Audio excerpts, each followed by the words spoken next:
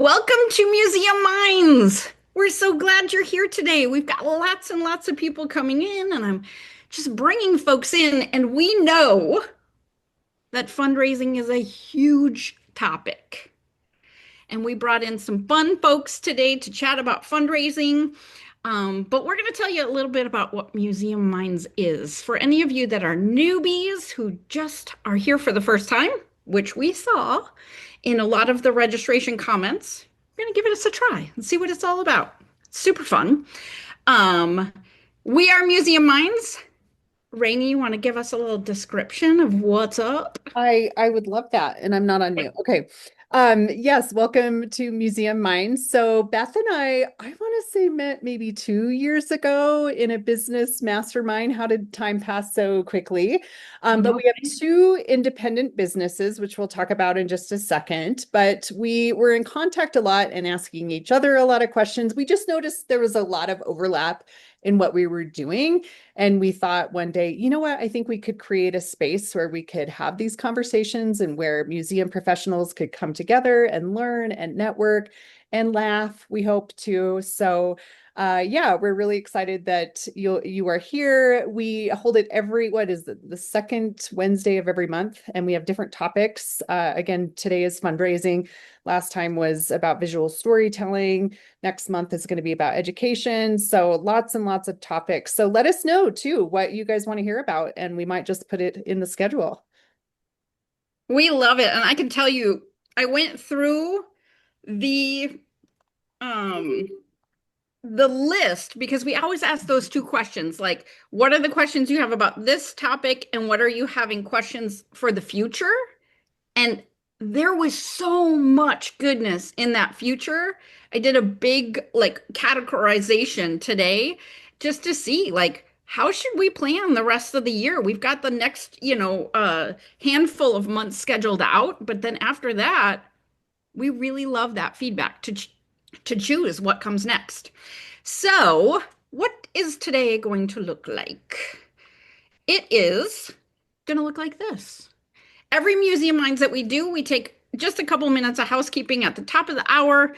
Then we do about 25 minutes of this interactive learning. And today we have Ainsley Brosig here today to talk to us about fundraising. And then we go into an intermission, which is literally like 1 to 2 minutes, essentially, for us to get a drink of water and for you to tap out if you have to, if your schedule is crazy.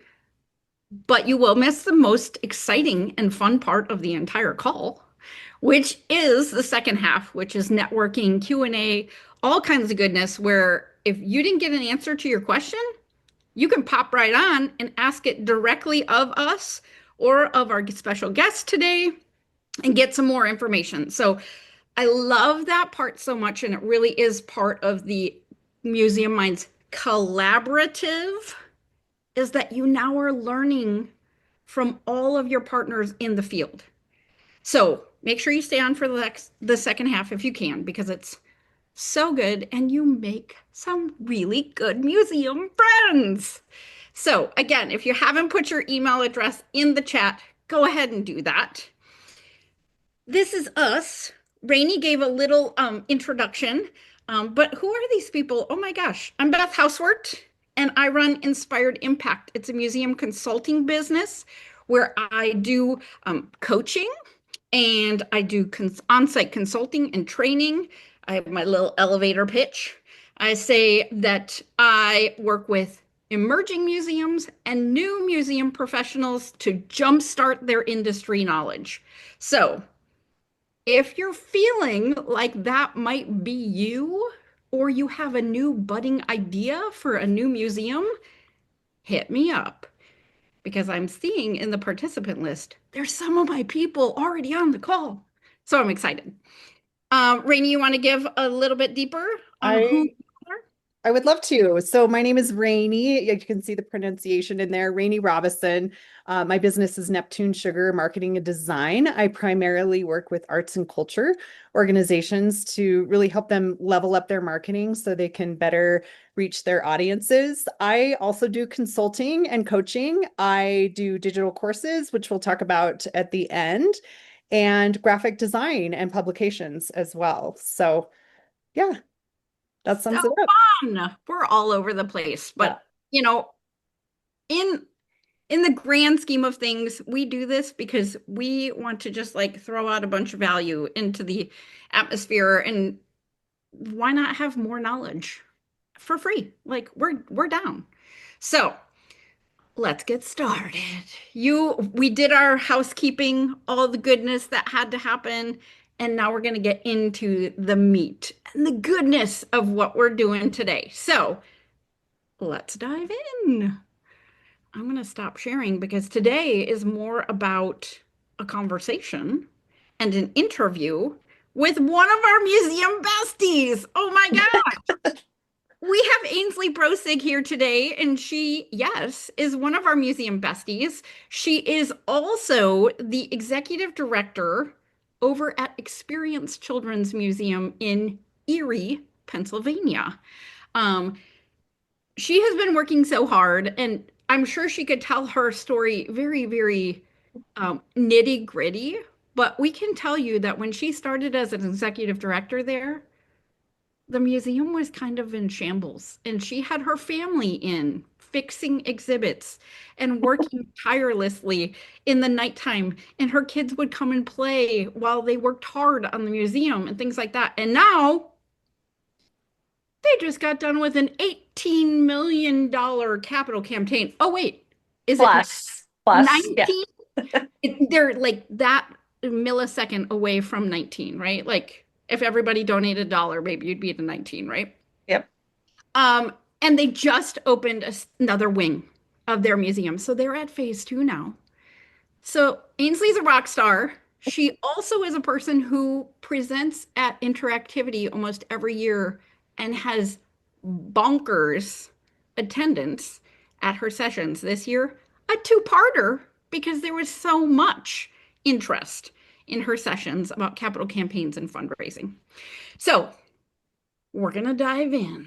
I'm going to get up my notes just to be sure. All right, Ainsley, what do you have for us? What do you have more that you need to tell us or Well, I more mean, kudos about you? I feel honored to first of all be with the two of you. You really made me sound extra special, which I appreciate. You forgot the part where I cried every day for the Oh, first 2 years. But anyway, we're past that. We're past that.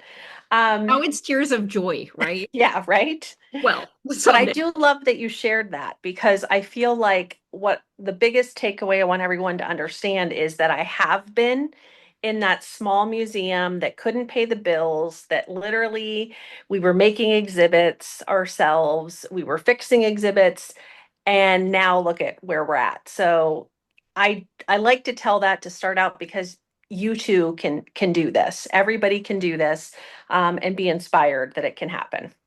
Yeah, I love it because I also think that there's lots of people on the call that are somewhere on that spectrum, Yeah. whether they're like just coming into a place that is in dire straits, Hmm. they're running smoothly and all is well, or Yeah. maybe they're at the point where they're starting to think about something new coming in the future or have grand plans, Hmm. or maybe they're at the midpoint of a capital campaign and they just need another like oomph to get there, you know? And I love that Rainey's here because, when I think back to those earlier times, my degree is in public relations and marketing. And I really leaned in to all of that marketing, public relations skills, which is a huge part of fundraising. So I'm excited to have Rainey chime in on that aspect too. So, Right, exactly. Well, today we chatted ahead of time, and we have three big things that we want to talk about today. And then, if we have extra spare time remaining, we're going to field a couple of those questions that were in the registration. yep. So, my first question, because a lot of people ask this, but also it came up a lot in our conversation, is how can we make sure that our entire staff is helping the fundraising team? Hmm. Yeah, I love this question because I feel like the development person or the executive director, it's like well, you have to raise the money, but really it is a team effort. It affects every single person inside your museum. And you've often heard me say things, if you've ever been to any of my seminars, you have to have the right seats in the bus for your bus to go. And it's your big fundraising bus.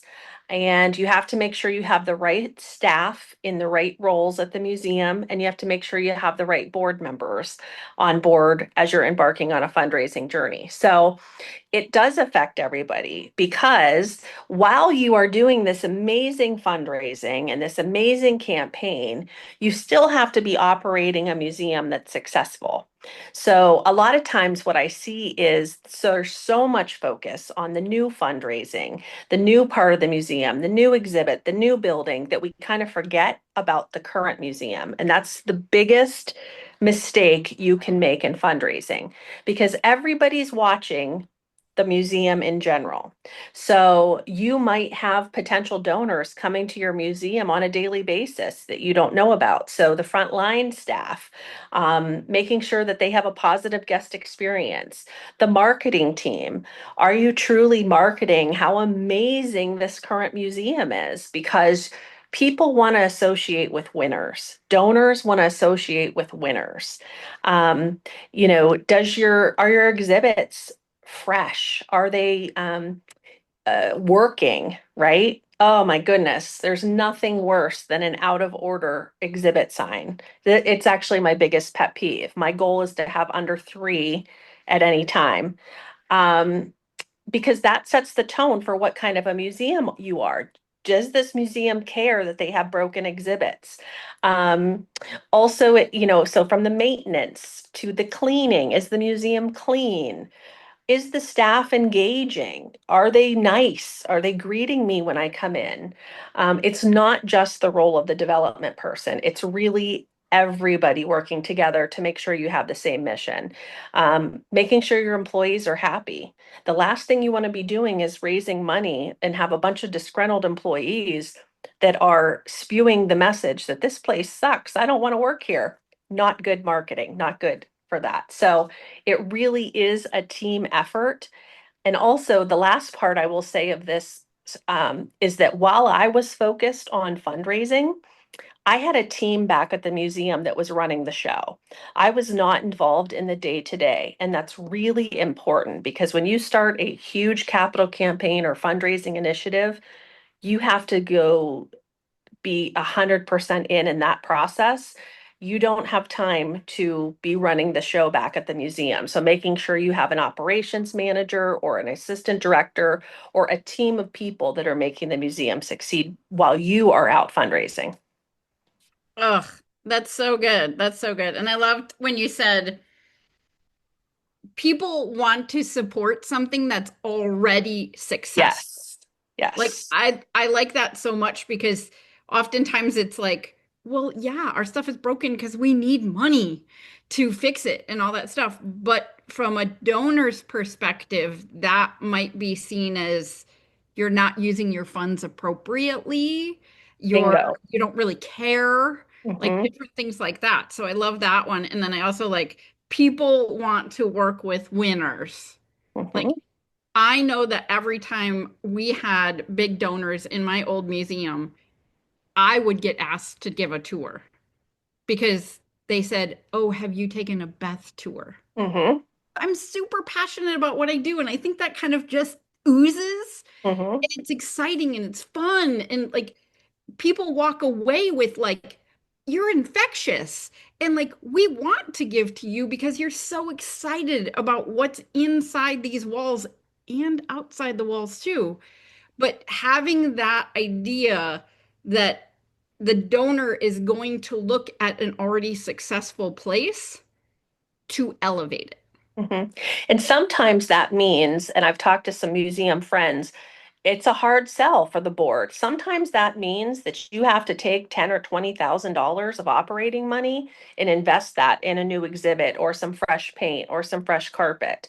Even though you might be building a new museum in 2 years or 3 years, you still have 2 to 3 years of operating that you need as much support as you can get as many people in the door. So from a marketing standpoint, every time you do something new. Hey, come see this. Come see what we're doing. You have to keep that momentum. You can't just expect to open this new museum and they're all going to come. You have had to have built that for years and years to come. So, super important.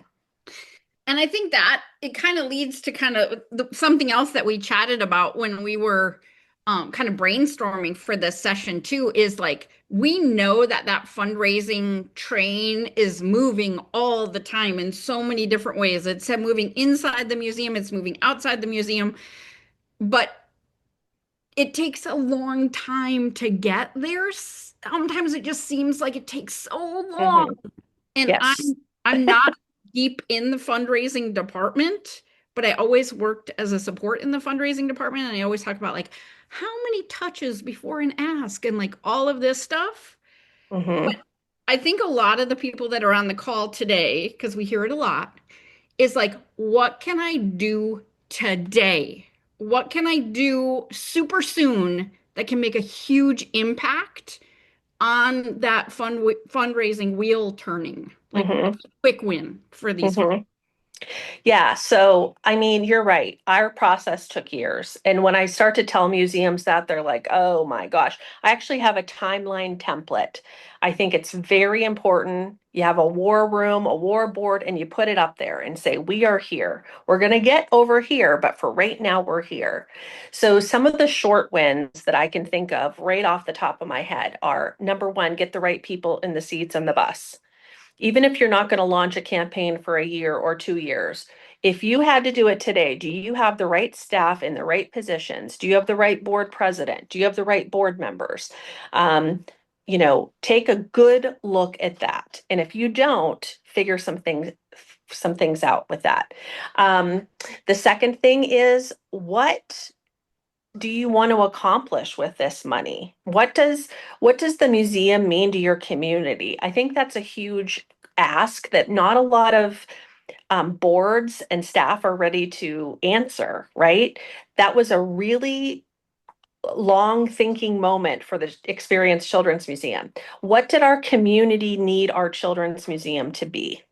Okay, we are a resource for the community. What do they need us to be? And that's going to take some real deep, purposeful thinking, but it's something to be thinking about because that's when the dollars start to happen. We're not going to solve homelessness. We're not going to be able to feed children on a daily basis.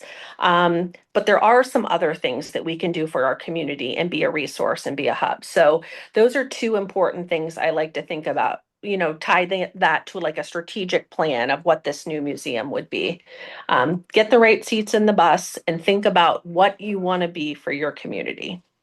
Yeah, having that like really like 30,000 foot view of like what the initiatives need to be really Hmm. helps then too on making decisions and having Hmm. good guiding questions when you're thinking about, I did a session all about community partnerships too, and sometimes those are fundraising partnerships too, but like Correct. doing that hard work at the top of like what is the 30,000 foot view and what are the initiatives that are coming along, And and I'll then tell, go ahead. no, I was going to say, you have to, and this is a whole nother session, you have to really rethink fundraising. Okay. Yes, we need money for exhibits and improvements. But if you tie that to a programming need that also matches what your school district or the United Way or the YMCA to also meet something they need, I actually get super excited about fundraising because you are really being creative in how you're receiving dollars for your museum, but also helping to solve other issues. I'm not going to feed the children, but I could let the YMCA come here and distribute meals to kids. I could be a resource for that, sure. And I could be a part of that grant and take a nice little chunk of that grant. So it's really being creative and thinking outside the box of how you can help your community. I like that. Strategic partnerships Yep. for sure, for strategically. One of the other things that we talked about in talking about that community support and different things like that, Ainsley, you told us a little bit about how you work really, really hard to stay connected in the community as a fundraising task. Mhm. Can you tell us more about that and maybe like a super successful example? Yeah, so if you asked any of my staff, they would, if you asked them, what's the first thing Ainsley does in the morning? It's not get a cup of coffee. It's not say hello to everybody, although I do. Come on. Um, I read the obituaries. Yeah, I read the online obituaries for our town. I also, about the first hour of my day, I go on every news outlet and I read what's going on in my community. I know all of us get, and I have a pile here, a pile of newsletters, right? From other nonprofits, from other groups. I read every single one of those. I am very in tune of what's going on in my community. Number one, the obituaries. Okay, let's just take that for an example.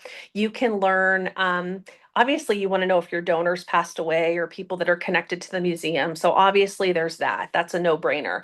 But I also want to look at who people donated to. Sometimes people leave their estate. Sometimes people leave messages. They're very informative. Who's related to who, that kind of thing. I'm like a little old lady going through all those. But I'm very in tune with my community. I know where the money's going, who's getting it, what projects are coming down the pipe, and things that I need to be made aware of to make sure that my museum has a seat at that table. So I'll give you two quick examples. Um, I just received something the other day from the city mission, which is up the street from the museum, that announced a, oh my gosh, couple $1 million campaign to build an 80-person homeless shelter for women, literally about 4 blocks up the street from the museum.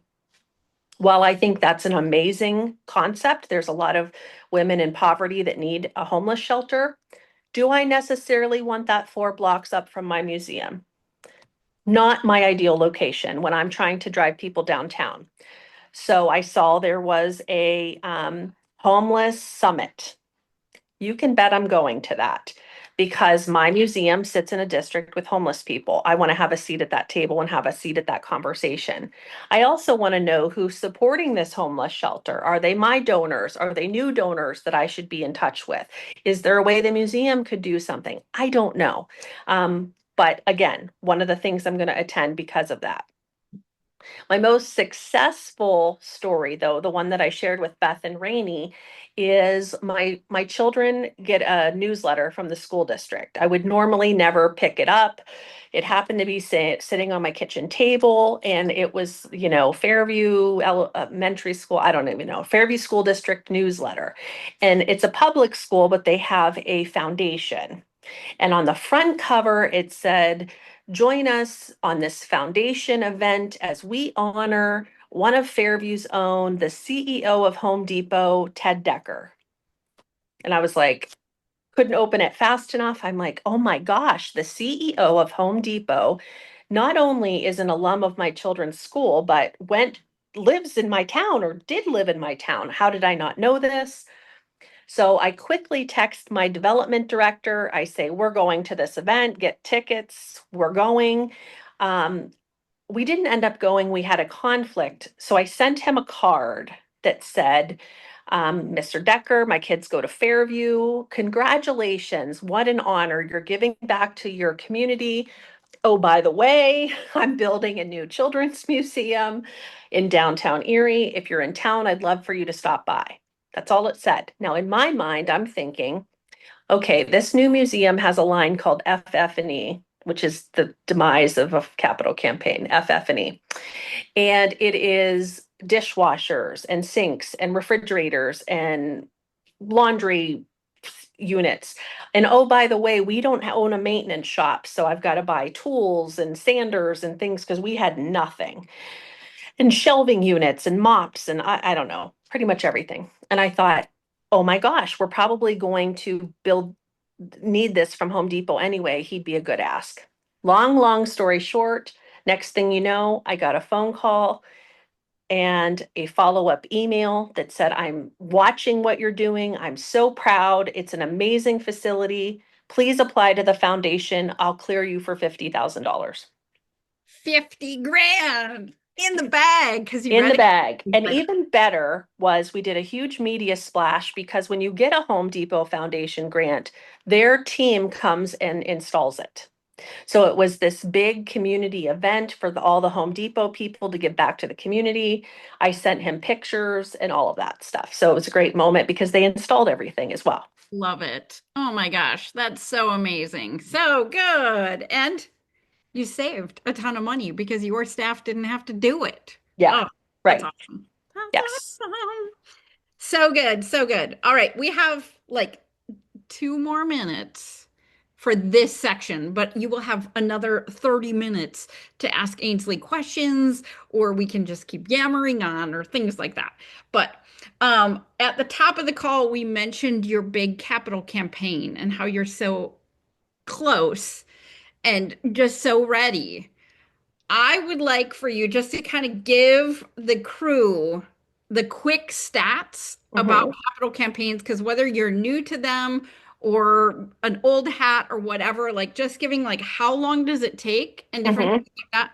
And as an aside, Ainsley also has a cohort of people that meet on a regular basis to talk about capital campaigns. So beyond the fundraising side of things, she also helps kind of mentor other people in the midst of capital campaigns. So we can make sure that that little like invitation, if she's willing to give it, Yeah. is out there on our follow-up email too. So can you Yes. give the stats just on the capital campaign? Yes. Quick down and dirty stats. Awesome, thank you. So we launched in 2019. Took us 3 years for fundraising because we announced it and then COVID hit. So through COVID, 3 years total to raise 18.89 million. I just had a donation come today. We are just 50,000 short of 19 million. So we will hit 19 million, even though the museum's open. The Maybe you just teams, need to call Home Depot back, you know? oh, he's on my list. He's on my list. Right? Um, the team size, I was the person that did all the fundraising along with my campaign chair. So I am a development team of one. After the capital campaign, I did hire a development person to continue those relationships for me, because that's a full-time job.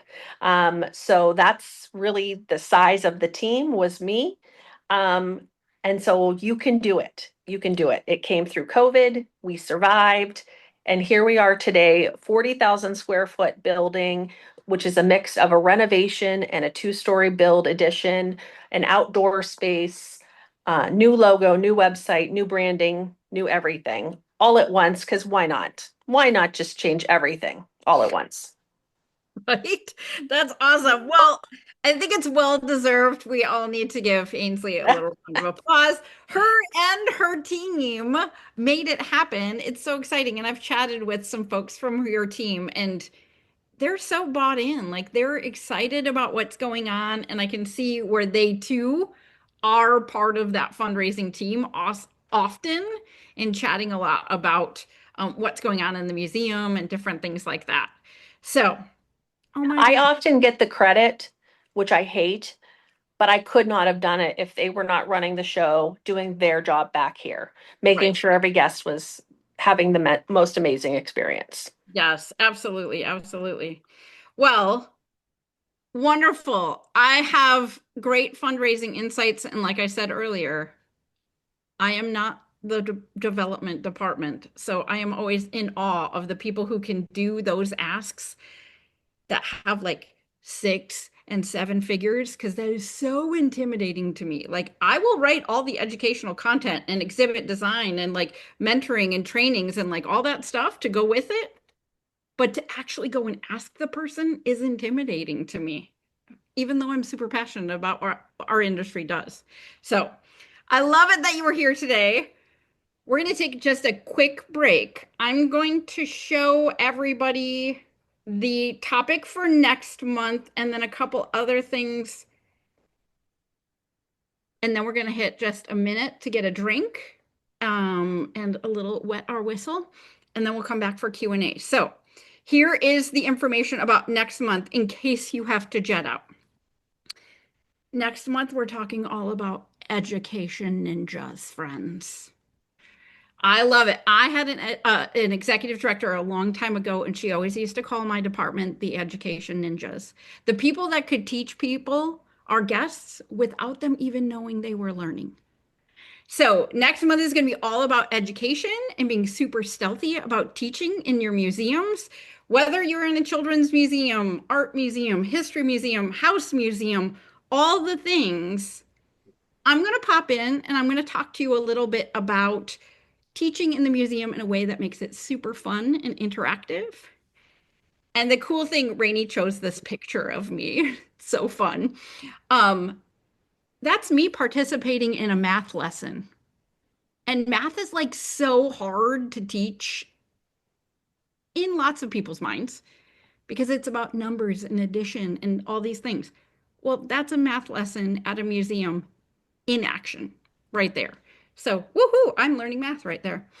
So that's next month. You will get the link for sure in the email in the next day or so. We'll also make sure the website is updated so you can always go to museumminds.com to register. And again, register even if you can't make it because then you'll get the recording. So there's that. All right. And then as always, Rainey and I are always happy and love chatting about museums. So if you want to talk to either of us, pick our brains, talk about museums, any of this stuff sounds exciting, just give us a call. We're happy to chat with folks. So that's kind of our links to our schedulers. You can literally drop yourself right on our calendar or send us an email. Also, I do, this is our commercial part, because we're the sponsors of this call. I do a workshop every single month, and June's workshop is already sold out. So there's definitely lots of people excited about the workshops that are coming up. I do Wonder Makers, which is all about museum engagement. It's a 1 hour online workshop for 49 bucks. It's super cheap. And then the complement the following month is Wonder Why, and that's all about the education behind our exhibits. So there are some people on this call that could give some really great testimonials of their staff coming to these workshops. So if you're interested, go ahead and put it in the chat and you can get some feedback. Also, Rainey has a workshop coming up that is very much in alignment. So she's going to chat with you a little bit about that. Then we're going to get right to Q&A. I wanted to mention too that I just put all of these links in the chat, but you will get an email from us as well with all of these links and all the information. But I am offering monthly workshops. Last month was about storytelling, and this next month is about fundraising. So a little bit more about fundraising. I think this is a very unfortunately important thing that we have to do with federal cuts in funding, but I want to talk specifically how to do it on social media. So it's a 1 hour live workshop. It's only $47. And I want you to get as much, if you can switch the slide, Beth. You got it. The last one was a Giving Tuesday campaign that I did. But on this one, I just want you to get as much value as possible. So I have all sorts of checklists and campaign planners and things like that, and a visual storytelling guide based on a previous Museum Minds called Photos That Don't Suck. So it will help you kind of think through the visual side of things. And I'm also going to stick around for up to 30 minutes after if you want some individualized help on this topic. And, we can look at your last year's campaign and plan ahead. So anyway, like we said, we'll send you that link and we'd love to see you there. Absolutely. And now you All right. finally get intermission. Right. Finally. Oh my gosh. Right. All right. I'm going to get a drink of water. It literally is going to be like 1 minute. And then we're going to pop into Q&A. So get your questions ready. If you have one already, go There ahead were and some good ones submitted. I right. was looking at them, yeah. I know, right? Go ahead and put your hand raise on the like emotions or whatever they're called down there so that you're already in line if you have a question. All right, cool. I'm going to get a drink of water. And I will share my email address with anybody that wants to get in touch. I love hearing from people. If you want to join my cohort that I do for fundraising, really just kind of started as a bunch of us talking about fundraising, but I'm happy to add anybody to that as well. Awesome. You just added 53 new people to your cohort. No, just kidding. I doubt that. I'm not the expert. I just am successful. That's it. And I love asking people for money. Which is odd to me, but hey, that's cool. Yeah, We but we need people like you because, it takes all of us to make it work. All righty. Let's jump back in. If you have the desire to turn your camera on so we can see you when you ask a question. There was one question in the chat that I want to start with because it might be an easy answer. All right, so let's start the Q&A. Are there any resources for how staff can support development? I have been in development for a while, but the position I'm in is new to this museum. Outside information on how I can be supported would be so helpful. This is Aji from the Swedish Historical Museum. I don't know of any outside resources unless you do, Rainey or Beth. But I think the first thing is that, you know, making sure that you have a director that really supports the position and making sure that the director kind of is your voice with the staff and saying kind of what I said of how everybody plays a role, everybody's important, this all matters. And if there's some really great stories that the front line hears, you need to hear those as the development person as well. But I really think the conversation starts with your director to make sure that the director is supporting you in this role and helping to share that message with the rest of the team. Yeah, awesome. Awesome. And I did put in there too, like just in the chat, I had said that you have your group. Yep. So that always could be something too that that person could attend the cohort and Mhm. ask everybody else too. Is there anybody on the call right now? Because Museum Minds Collaborative, that can share like a success story about like how their team really supported them in their fundraising goals. You can either put it in the chat or just go ahead and come off mute.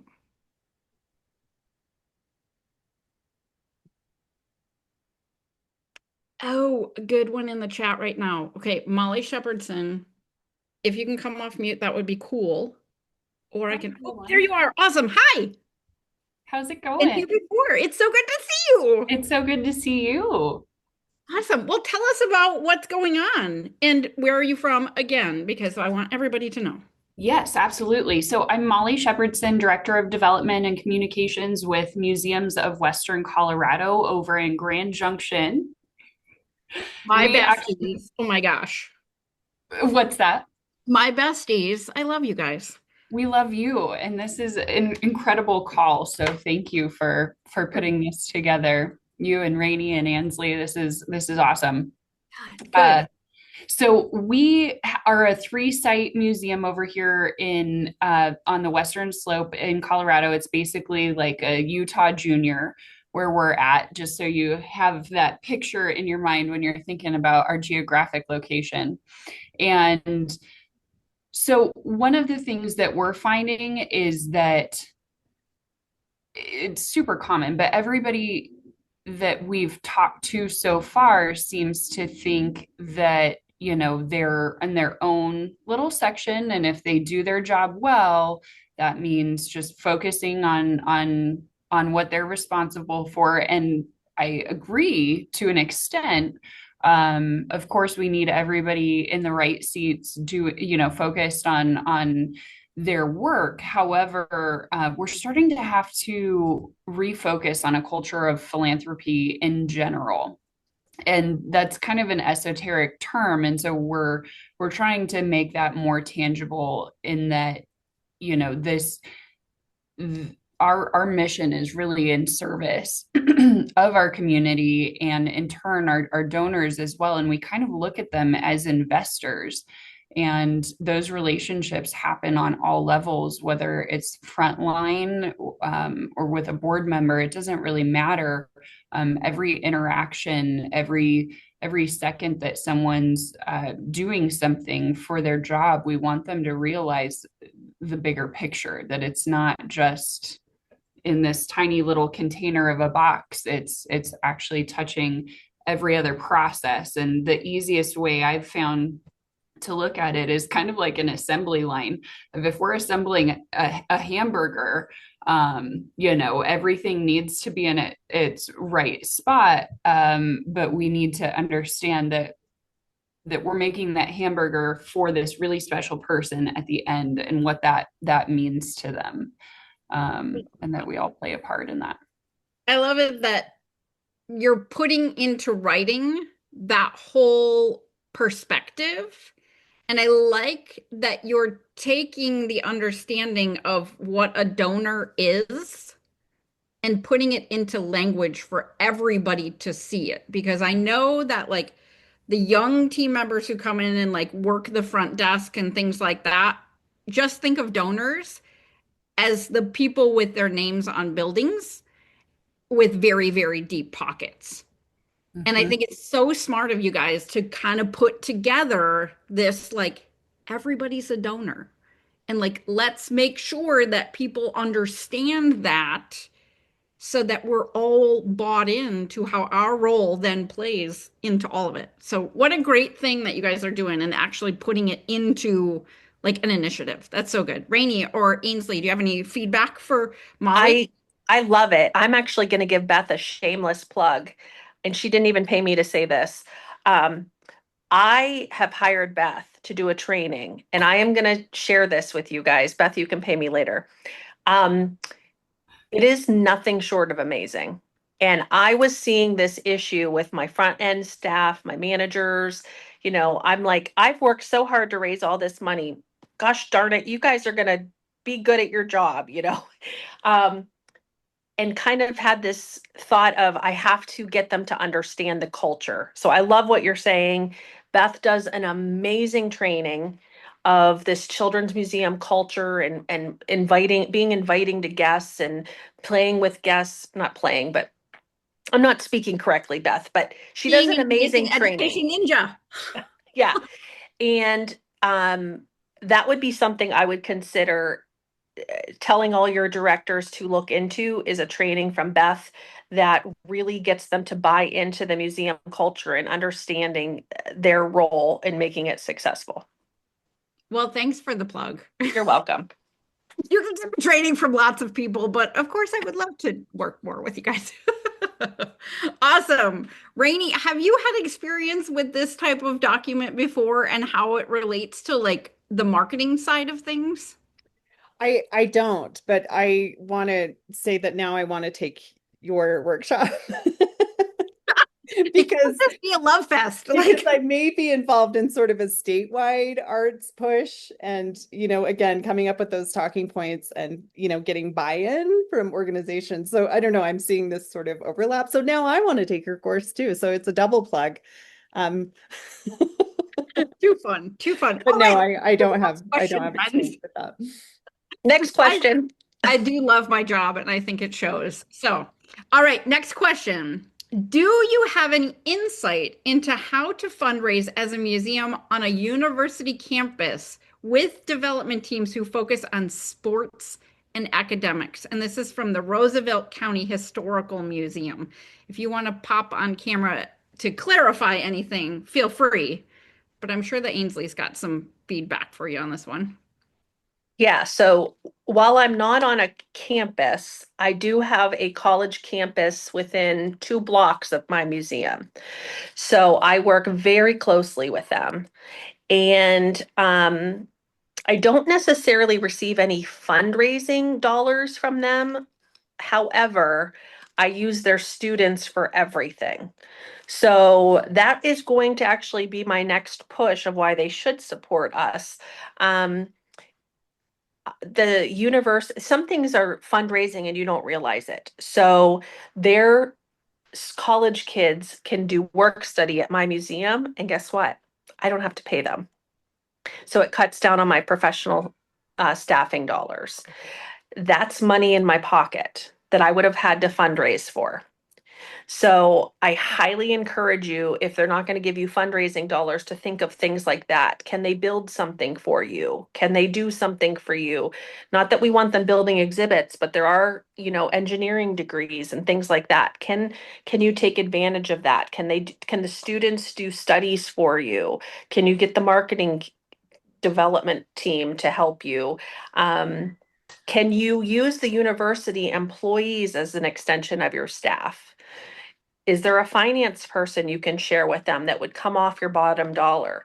It's not always the donation straight in your pocket, the sponsorship, but what way can you work with them to share resources? That's my best advice. And in the case of the work studies, I don't know if they have an elementary education, or I've forgot what kind of museum you are, but do they have something?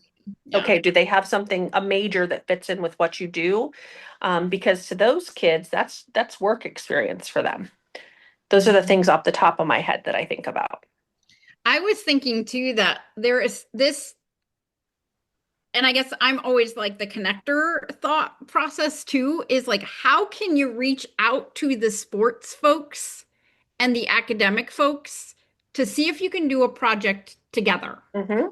Like Ainsley's talking a lot about using the students in an effort to offset expenses so that you don't have to pay staff or you can get some projects done without having a physical expense. But like, what if you did a whole historical exhibit about one of the teams?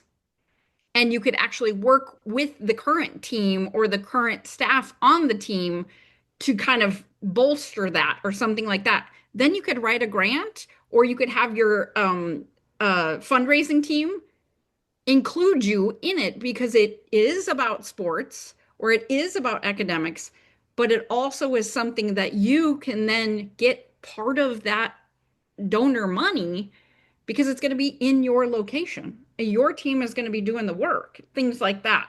So that's where I think about like, how can there be some sort of collaboration and you can not just ride the coattails of their excitement for sports and academics, but you can start inserting yourself and being at the fundraising table alongside them. So that's kind of what my thought was on that one. Does anybody else on the call have suggestions? Anybody else who's from like a group campus where there's multiple things or university? Rainey worked at a university for a long time too, so I'm sure she's got some insights. I actually did have a follow-up to, I really love what Ainsley said, but I did want to or emphasize that it does actually have to benefit the students. Like I worked in an art department for almost a decade, and I can't tell you how many phone calls we got that, oh, do your students want to photograph my wedding for free for their portfolio? And we'd get really angry and say, no, they don't want to do that for free. You know what I mean? And we would try to either, we just wouldn't do it, or we would come up with something, well, no, we'll put you in contact with them, but you do need to pay them. You know what I mean? So, or there does actually have to be some work experience or something like that. So I think those agreements can be made, but I think again, you have to really think about how it will benefit the people you're recruiting to do the work. But I love that idea, Ainsley.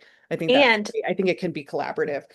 So what's missing to me in college kids, in my old age, is they need the real work they experience. do. They So do. let them partner with the university and give them a real world problem or issue at the Mhm. museum and let them try and solve it. We've done some things with engineering students from Penn State.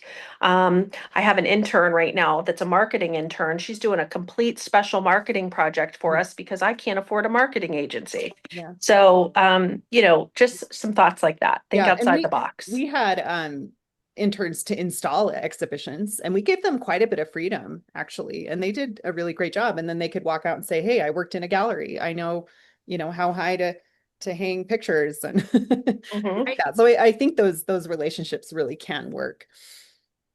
I love that. I Yeah. loved having interns. That was so good. And I would always, when I would interview my interns, because I made them go through exact same process of a hired staff. Like, you need to have your resume, you need to come in for an interview. We're going to give you a couple of days before we call you back and say yes or no. Like, they had to do all that. But in the interview, I always said one thing. And I had multiple people come back and tell me it was very important. I always said, this is the longest job interview you will ever have, Mm. the internship, because I hired a lot of my interns. If I had an opening later on, they were my first choice because they were already trained if they were good. We won't talk about the one that we called booty shorts and the other one that we called sloth. They were not options for hire. But I would always say that this is the longest interview you will ever have. And that is a nice opportunity for them to make mistakes and be guided as to what is the appropriate professional demeanor in the future. So I always loved interns. So good. All right, one more question. We've got about 5 minutes. Let's see. Ainsley, directed towards you from my friend Ryan Howard. Ryan Howard, are you going to come on camera and ask your question? Or are you in a place that you can't? Because I haven't seen your face in a long time. There you are. I am. I'm in a brewery, so I'm gonna shoot my question and then mute myself again. Awesome. Um, Jealous. Totally. I know, but only drinking soda. Ainsley, you briefly mentioned you and your campaign chair. Hmm. We are in the process right now of building a campaign committee, and would love to just hear a little bit about what your expectations were of your committee and how you formed Yeah, it. So, thanks very much. great Also, question. just a little background there too. Ryan's probably at a brewery because he is at an emerging museum that has not opened yet. Okay. So he is working towards all of this and is deep in it right now. So awesome. Great question. So, some of you, I don't know if you were at my ACM talk, but I went completely rogue and I swore at this point in the conversation, um, because I think that I'm just going to keep it extremely real, Ryan. A committee is there so you can use their names. In my experience, there was no work by the committee except for we met monthly, we met twice a month, and I was able to use their names to say they were a part of the campaign and they made a gift. My campaign chair, however, was probably the single biggest reason I was so successful. He is amazing. He's the CEO of Erie Insurance, which is a Fortune 500 company. The biggest victory I had was securing him. So, my biggest advice is get a CEO or equivalent in your community. You want ability and relevance when selecting this person. So get somebody that is able to make a three-figure gift and has the relevance in your community that people are going to care when he picks up the phone and calls them. If you don't have that person, keep looking. Tim was that guy for me. And Tim and I did every single ask together that was about 250 or more. Anything under 250, I did myself with a committee member, but I was really doing the ask. Um, the committee was comprised of people in my community who I knew their name meant something. Um, Also, make sure that they have the ability and relevance to make a gift that is significant. They could be the nicest person in your community and very connected to everybody. But if they cannot put their money where their mouth is, they are not an option for the committee. You want to choose people that can make a donation and people will recognize that. So in the case of my committee chair, he made a $500,000 personal gift. His company gave $1 million. And I had the commitment from him that he said, I will knock on every damn door in this community until we find the money. Get yourself a Tim Nicastro. You need to find someone like him. Sounds like a Yeah. The rest of the committee made gifts between 20 to 250,000. Would I have liked more? Of course. But their names mattered. And when people saw their names, it was like, oh, you have so and so on your committee. It meant we were dead serious and we had community leaders on our team that supported the project. awesome. Awesome. And I think there's probably other places that the real doers can be when it comes to other committees, correct? So it's not Correct. like you throw the baby out with the bathwater and everybody on every committee has to have a big name. but there might be another committee that's better served for the people that aren't the big names, right? Correct, yeah. But when you're forming this capital campaign committee, it will be the single most important thing you do is find those right people. Got it. Got it. All right. All right. We have 2 minutes left. Anybody have one last question that's burning, waiting for an answer or comment? If not, I have one from the chat I would answer. Oh, yeah. Give it to us. So two things. People asked, how did I raise the 19 million? I think that's a valid question. Oh, Was it absolutely. private or individual donors? So two places for you to look. We received 5 million from our state funding. So that's the first place you can go. Start working on getting yourself in the state budget. That took me at least 2 or 3 years to meet with all of my legislators, my senators, everybody, get them involved, understanding the museum, start educating them now, so that you can be put in a budget, and then you have to work towards getting it passed in the budget. Getting a little harder, but get your state reps on your side. I also received at Erie Community Foundation. I'm sure a lot of you have community foundations. Start looking at their grants. What's the capacity? Ours had one that was called a transformational grant. $3 million I received from them. So start looking at that. And this, again, you guys, long story short, took many coffees, many meetings, many discussions, many presentations. So start working on that now. And then the last bit was all private funding. Corporations are your friends. You're asking them to make a once in a lifetime gift that supports their community and the employees that use it. If you can really make the pitch that their employees who they value to run their company are using a resource like the Children's Museum, it's really a no-brainer for them. Awesome. And I think on that side of things too is if you make a connection in one of those corporations, make sure that the yes person is in the meeting. Mhm. Because you can pitch to anybody in the company, but the yes person is the one that's going to write the check. Yep. So ask, be bold. Hey, can the CEO join us for this meeting? Because they're not going to if you don't ask. And if you can't get the CEO, believe it or not, as cool as I am, there was a lot of people that would not pick up the phone for Ainsley Brozick. But guess what? They picked up the phone for Tim Nicastro. And the moment I called back and said, Tim and I would like to come in and talk to you about an opportunity, funny how they changed and were available. So true, so true. That seems to be the golden ticket. Well, Mhm. or at least for you it was. Well, good. We are 1 minute over, and oh my gosh, yet another successful Museum Minds. Lots of nuggets. I hope you have lots of notes like I do, in like just really good little things to take back and bolster us in all of these fundraising capacities. It's so good. We love it that you're here. Thank you so much for coming always, and we will see you next month to become education ninjas. All right. Thanks again for coming to Museum Minds. We will see you next month.